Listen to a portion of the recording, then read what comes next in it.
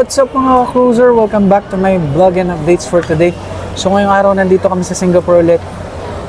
At nasa Vivo Mall lang ako. So nag-shopping ako, may binili ako, may papakita ko sa'yo. Mag-unboxing tayo ng mga binili ko. Unboxing? Unwrapping. Unwrapping ba? Tama, unwrapping. So ito na. Bumili tayo ng all-time favorite na brand. So ano nga ba to? Tantaranan!